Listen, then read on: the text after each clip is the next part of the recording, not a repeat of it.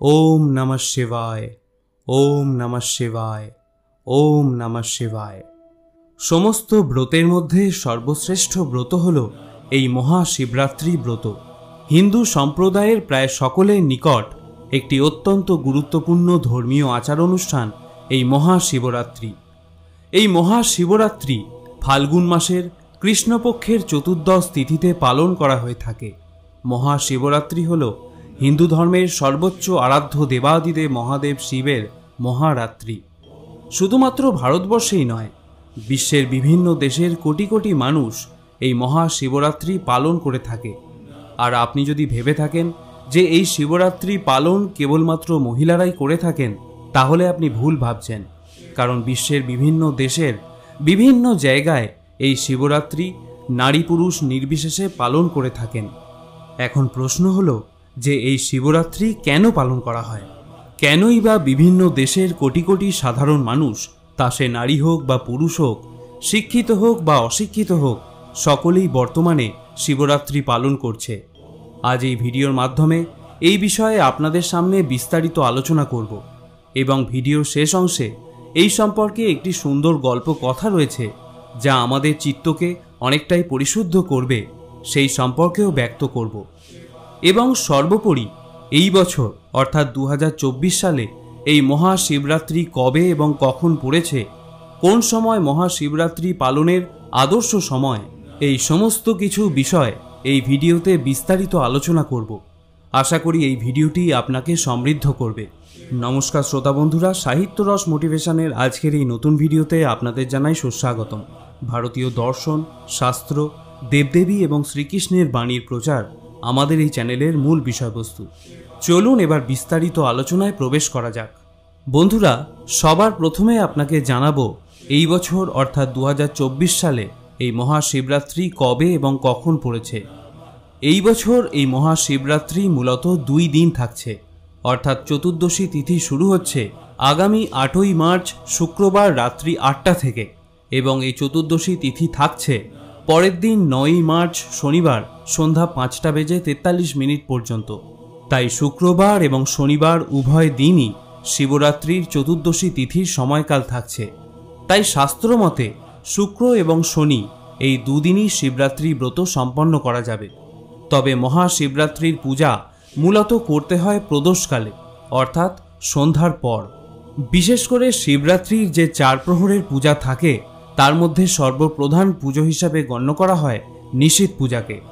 আর এই নিশীথ পূজা মূলত পড়েছে শুক্রবার এবং শনিবারের মাঝে যে মধ্যরাত্রি, সেই মধ্যরাত্রিকালীন সময়ে রাত 12:07 থেকে রাত 12:56 পর্যন্ত। তাই এই বছর 2024 সালে যারা মহাশিবরাত্রি ব্রত পালন করতে চাইছেন, তারা শুক্রবার প্রদোষকাল অর্থাৎ সন্ধ্যার পর থেকেই বাবার পুজো সম্পন্ন করতে পারেন এবং শুক্রবার সমস্ত রাত্রি জাগরণের মাধ্যমে দিনটিকে উদযাপন করতে পারেন। শুক্রবার যদি অসুবিধা হয় তাহলে সেক্ষেত্রে গোস্বামী মতে পরের দিন অর্থাৎ শনিবার চতুর্দশী তিথি ছাড়ার পূর্বে এই মহাশিবরাত্রি পুজো সম্পন্ন করতে পারেন। তবে মনে রাখবেন, মহাশিবরাত্রির রাত্রি জাগরণ শুক্রবার এবং শনিবারের মাঝে যে রাত, সেই রাতেই সম্পন্ন করা প্রয়োজন। যদি আপনার এই শিবরাত্রির সময়কাল সম্পর্কিত কোনো প্রশ্ন বা মতামত থাকে তাহলে নিচের কমেন্ট বক্সে অবশ্যই জানাবেন।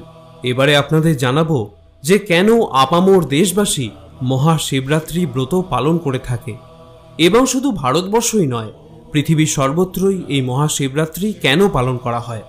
কারণ আপনি যদি এই মহাশিবরাত্রি ব্রত পালন করতে চান তাহলে সবার প্রথমে এই বিষয়টি আপনার জানা প্রয়োজন। তা না হলে শিবরাত্রি পালনের কোনোরূপ কোনো অর্থ হয় না। বন্ধুরা, মহাশিবরাত্রি হলো এমন একটি দিন যেদিন ভারতবর্ষের 12টি জ্যোতির্লিঙ্গের পূজা হয়। এ প্রসঙ্গে বলে রাখা প্রয়োজন, জ্যোতির্লিঙ্গ বলতে বোঝায় জাগ্রত শিব মন্দির। শিব কথার অর্থ হল কল্যাণকারী শিবলিঙ্গ, অর্থাৎ কল্যাণকারী চিহ্ন। বৈদিক মতে সেই শিবই হলেন জগতের ঈশ্বর। পৌরাণিক তন্ত্রে তিনি ঈশান নামে পরিচিত। তিনি একাধারে জগতের পিতা এবং জগৎপতি। দেবাদিদেব মহাদেব, যিনি সর্বজ্ঞানের সাগর, পরম পবিত্র সুখ এবং শান্তির সাগর। তাই শিবের আরাধনার দ্বারা সমস্ত পাপ থেকে মুক্তি লাভ করা সম্ভব আর মহাশিবরাত্রি হল সেই সন্ধিক্ষণ বা মাহেন্দ্রক্ষণ যখন নিষ্ঠা এবং ভক্তির দ্বারা মহাদেবের আরাধনার মাধ্যমে মোক্ষ লাভ করা সম্ভব। মনের ভিতর থাকা সমস্ত অজ্ঞতা এবং অন্ধকার দূর করার জন্য এই মহাশিবরাত্রির ব্রত পালন করা হয়। কিন্তু সবথেকে বেশি গুরুত্বপূর্ণ প্রশ্ন হলো, এই শিবরাত্রি এতটা গুরুত্বপূর্ণ কেন?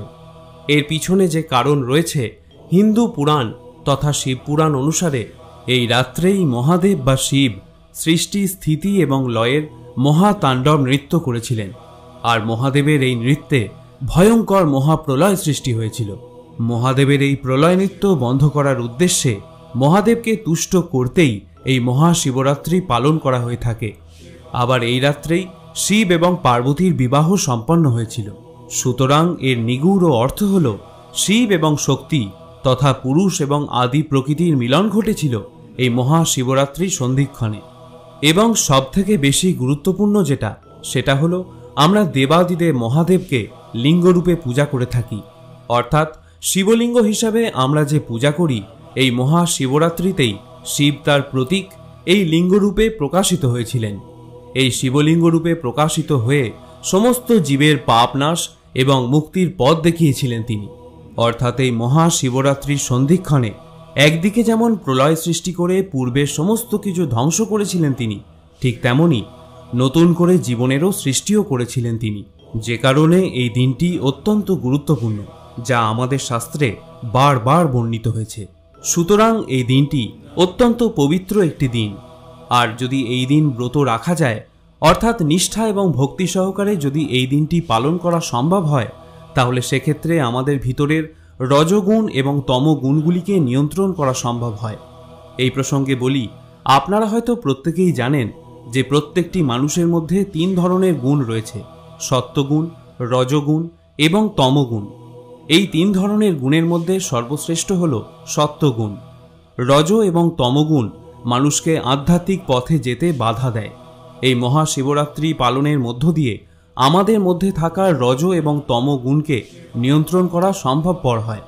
যখন একজন পুণ্যার্থী সারাদিন ভগবান শিবের পায়ের তলায় বসে তার নামগান করে কাটান, তখন তার মন থেকে সমস্ত রাগ, বিদ্বেষ, অহংকার মুছে গিয়ে মন সুন্দর এবং নির্মল হয়ে ওঠে। আর যখন সারা রাত তিনি শিবের পূজা অর্চনা করে কাটান, তখন তমগুণের সমস্ত প্রভাবকে জয় করতে সক্ষম হন তিনি। এই দিন উপবাস অত্যন্ত পবিত্র বলে গণ্য করা হয়। এমনকি অশ্বমেধ যজ্ঞ করলে যে পুণ্যফল লাভ হয়, ভক্তি এবং নিষ্ঠার সাথে শিবরাত্রি ব্রত পালন করলে তার থেকে অনেক বেশি পুণ্য অর্জন হয় বলে উল্লেখিত আছে। আর এই বিষয়ে একটি সুন্দর কাহিনীও আছে। শিব পুরাণ অনুসারে বহুকাল আগে বারাণসী তথা কাশীধামে এক নিষ্ঠুর ব্যাধ বাস করত। সে দিন রাত শুধু জীব হত্যা করে বেড়াত। একদিন ব্যাধ শিকার করতে গিয়ে অনেক পশু পাখিকে হত্যা করল।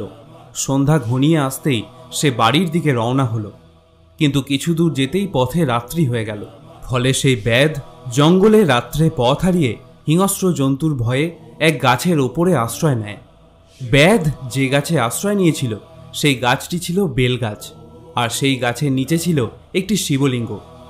ব্যাধ গাছে নড়েচড়ে বসার সময় শিশির জলে ভেজা কয়েকটি বেলপাতা খসে পড়ে ওই শিবলিঙ্গের মাথার উপর। সেদিন ছিল শিব চতুর্দশী, অর্থাৎ মহাশিবরাত্রি। আর সেই ব্যাধও ছিল উপবাসী। তার ফেলা বেলপাতাগুলি শিবলিঙ্গের মাথায় পড়ে। এর ফলে তার শিব চতুর্দশী ব্রতের ফল লাভ হয় তার অজান্তেই। পরদিন ব্যাধ সকালে বাড়ি ফিরে আসে। সেই রাতে বাড়ি না ফেরায় সবাই তার জন্য চিন্তিত ছিল। ব্যাধ ফিরে আসতেই তাকে তার বউ খেতে দিল। এমন সময় একজন অতিথি তাদের বাড়িতে এলো। ব্যাধ কিছু একটা ভেবে তার নিজের খাবারগুলি অতিথিকে খেতে দিল। এতে তার ব্রতের পারণ ফল লাভ হলো।